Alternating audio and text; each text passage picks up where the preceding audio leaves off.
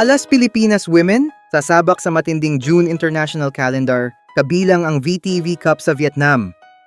Busy ang buwan ng Hunyo para sa Alas Pilipinas Women's Volleyball Team dahil isa sa mga major na aabangan ay ang paglahok nila sa VTV Cup sa Vinh Phuc, Vietnam. Pagkatapos ng kanilang kampanya sa AVC Women's Volleyball Nations Cup mula June 7 hanggang 14, back to action agad ang national team para sa VTV Cup na gaganapin mula June 28 hanggang July 5, ayon sa kumpirmasyon ng PNVF.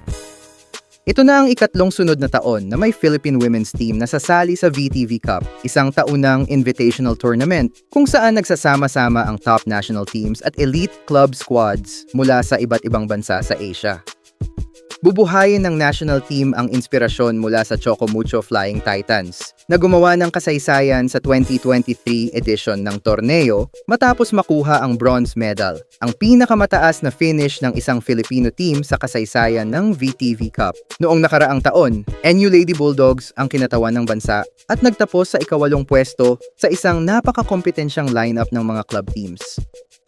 Pero ngayon, may mas malalim na talent pool at mas maraming international exposure ang ating national team. Determinado silang magpakitang gilas sa Vietnam at ituloy ang momentum para sa kanilang long-term goal na makasabay sa global stage ng volleyball.